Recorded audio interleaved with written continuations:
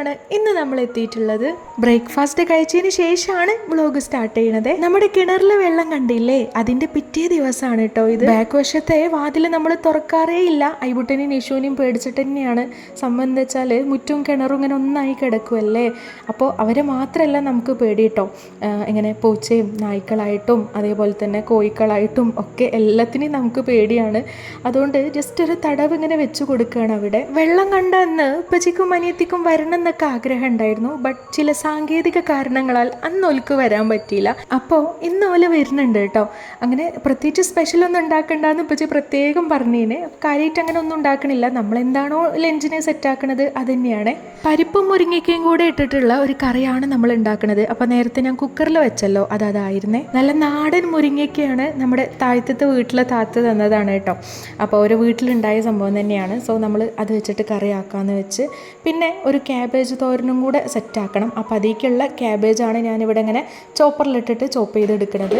കുറേ ദിവസത്തിന് ശേഷമാണ് വലിയ ധൃതിയൊന്നും കൂട്ടാതെ ഞാൻ സമാധാനത്തിൽ പണികൾ ചെയ്യണത്. ഇതിപ്പം എന്നും പണിക്കാരുണ്ടായതുകൊണ്ട് തന്നെ നമ്മൾ ഫുൾ ബിസി ആയിരിക്കും. ഇന്നിപ്പം ഞാൻ നമ്മുടെ പഴയ ട്രാക്കിൽ തന്നെ കയറിയിട്ടുണ്ട്. ലാവിഷായിട്ടാണ് പണികളൊക്കെ എടുക്കുന്നത്. അപ്പോഴേക്കിതാ അവരെത്തിയിട്ടുണ്ട്.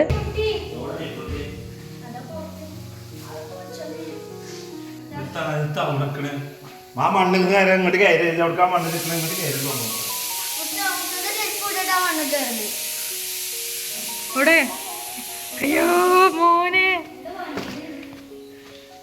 നീ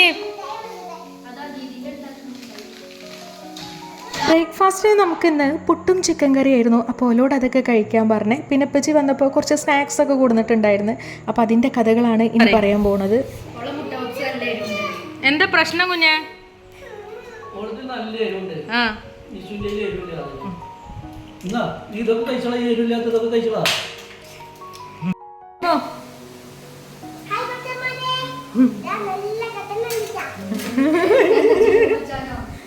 ചോറും കറിയൊക്കെ ആയ സ്ഥിതിക്ക് ഇനിയിപ്പം അതിലേക്ക് ഒരു മീനിൻ്റെ കുറവും കൂടെ ഉണ്ട്.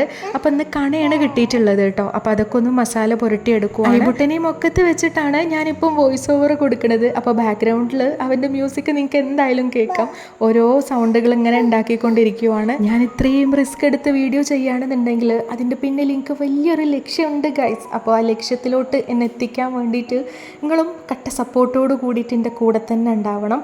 വീഡിയോ കാണുന്നവർ മറക്കാണ്ട് ലൈക്കും ഹൈപ്പും കമൻറ്റും ഒക്കെ ചെയ്ത് സെറ്റാക്കുക കേട്ടോ. എൻ്റെ ഫ്രണ്ട്സൊക്കെ എൻ്റെ അടുത്ത് ചോദിക്കുന്ന ഒരു കാര്യമാണ് എന്താണ് ഹൈപ്പ് എന്നുള്ളത്. അതായത് ഞാൻ എപ്പോഴും പറയലുണ്ടല്ലോ ലൈക്കും ഹൈപ്പും കമൻറ്റും ചെയ്യാന്നുള്ളത്. ലൈക്ക് പോലെ തന്നെ നമ്മൾ ഹൈപ്പ് ബട്ടണും കൂടെ ക്ലിക്ക് ചെയ്യുകയാണെന്നുണ്ടെങ്കിൽ വീഡിയോ കൂടുതൽ പ്രൊമോട്ട് ആവും. അപ്പോഴാണിത് കുറേ ആൾക്കാരിലേക്ക് എത്തണത്. അങ്ങനെ വീഡിയോൻ്റെ റീച്ചൊക്കെ കൂടും. അപ്പോൾ ഇതാണ് ഹൈപ്പ് ബട്ടൺ കൊണ്ട് ഉദ്ദേശിക്കണത്. ഹൈപ്പ് എന്ന് പറയണില്ലേ. അപ്പോൾ മറക്കണ്ട, ഇപ്പം തന്നെ ഹൈപ്പ് ചെയ്തോളൂ. എൻ്റെ വാചകം മാത്രമല്ല പാചകം ഇവിടെ നടക്കുന്നുണ്ട് കേട്ടോ. അതും കഴിഞ്ഞ് തുടങ്ങിയിട്ടുണ്ട്. ഈ ഒരു ഫിഷ് ഫ്രൈ മാത്രമേ പെൻഡിങ് ഉള്ളായിരുന്നല്ലോ. അപ്പോൾ അതും ഞാൻ സെറ്റാക്കി എടുത്തിട്ടുണ്ട്. പിന്നെ ജസ്റ്റ് ഇവിടെ മൊത്തം ഒന്ന് ക്ലീൻ ചെയ്യാന്നുള്ളതാണ്. നമുക്കാണെങ്കിൽ കുറേ വിശേഷങ്ങൾ ഷെയർ ചെയ്യാനുണ്ടാവും. അതിന് എപ്പോൾ കണ്ടാലും അങ്ങനെ തന്നെയാണ്. ഫോണിലൂടെ ഒരു വക വേറെ, അല്ലാതെ നേരിട്ട് കാണുമ്പോൾ അപ്പോഴും വേറെ. അത് തീരണ നേരമില്ല കേട്ടോ. അതുകൊണ്ട് തന്നെ ഇതൊരു ഡീറ്റെയിൽഡ് വ്ളോഗൊന്നുമല്ല. ഇങ്ങനെ കുറച്ച് ക്ലിപ്സ് മാത്രമേ ഞാൻ അവിടെയും ഇവിടെ ആയിട്ട് ഇങ്ങനെ ഇൻക്ലൂഡ് ചെയ്തിട്ടുള്ളൂ. പിന്നെ നമ്മളെല്ലാവരും ഫുഡൊക്കെ കഴിച്ച്. അപ്പോൾ എൻ്റെ ഹസ്ബൻഡില്ല, ആളിപ്പോഴും പുറത്തുനിന്ന് അകത്തേക്ക് കയറിയിട്ടില്ല. നമ്മുടെ ടൈം ആകുമ്പോൾ നമ്മളോട് ഫുഡ് കഴിക്കാൻ പറഞ്ഞിട്ടുണ്ട്. ആളുടെ ടൈം ആകുമ്പോൾ കഴിച്ചോളാന്നും പറഞ്ഞ് അസർ നിസ്കാരം കഴിഞ്ഞതിന് ശേഷം ഇപ്പം ഇവിടെ എത്തിയിട്ടുണ്ട്.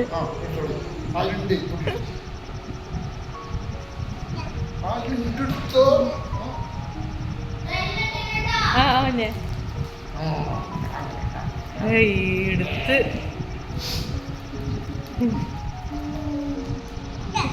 മൂന്നിലും അതാ ഓനുള്ളതായി ഓനത് മതി.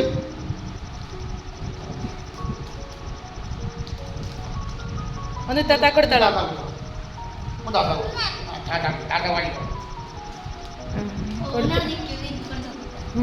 പിന്നെ നമ്മൾ കുറച്ച് നേരം അവിടെ സിറ്റ് ഔട്ടിലിരുന്ന് ഇങ്ങനെ സംസാരിച്ചുകൊണ്ടിരുന്ന് അതിൻ്റെ ഇടയിൽ കൂടെയാണ് ബേക്കറി കമ്പനിയിലോട്ട് പോയാലോ എന്നുള്ള ഒരു പ്ലാൻ വന്നത്.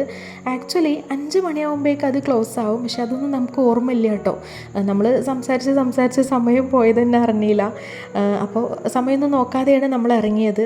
5 മണി കഴിഞ്ഞ് ഒരു 5:30 ആവാനായി തുടങ്ങിയിട്ടുണ്ട്. അപ്പോഴാണ് നമ്മൾ പോണ വഴിക്കലാണ് നമ്മുടെ ഇവിടെ മോളത്തെ വീട്ടിൽ കുറേ ഞാവൽപ്പഴം ഉണ്ട് കേട്ടോ. അതായത് മരം കാണാണ്ട് ലൈക്ക് ഒരു മുന്തിരി പോലെ ഇങ്ങനെ കിടക്കുവാണ്, നിറച്ചുണ്ട്, നല്ലോണം പഴുത്തിങ്ങനെ സെറ്റായി നിൽക്കുവാണ്. അനിയത്തിയാണെങ്കിൽ ഞാവൽപ്പഴം കഴിക്കാനുള്ള പൂതി പറയൽ തുടങ്ങിയിട്ട് കുറേ ദിവസമായി.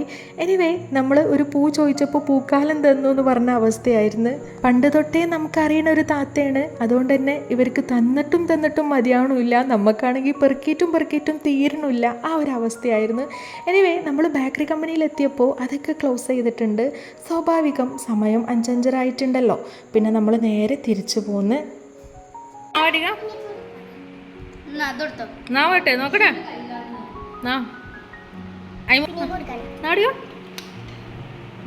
എന്താ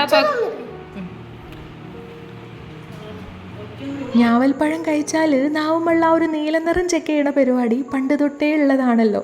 അപ്പം നമ്മളും അത് തെറ്റിച്ചിട്ടൊന്നുമില്ല. മധുരവും ചവർപ്പും പുളിയും എല്ലാം കൂടെ മിക്സഡ് ആയിട്ടുള്ള ഒരു ടേസ്റ്റ് ആയിരുന്നു. പറ്റണവർക്ക് പറ്റും.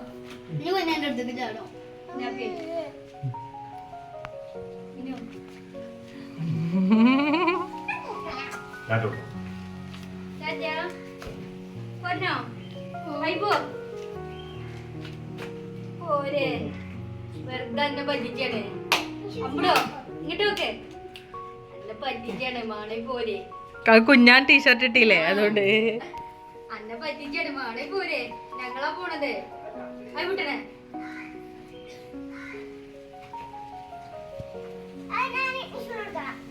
ഇല്ല, ഓള് പോരുന്നോണ്ട്. ആ ഓക്കെ. എൻ്റെ ബാഗ് എടുത്തില്ലേ? അത് ശരിയാ ബാഗാ? ആക്ച്വലി ഓലക്കൂടെ ഞാനും പോകാൻ നിന്നത് തന്നെയായിരുന്നു. നല്ല പൂതി ഉണ്ടായിരുന്നു. കുറച്ച് ദിവസമായി വീട്ടിൽ പോയിട്ട്.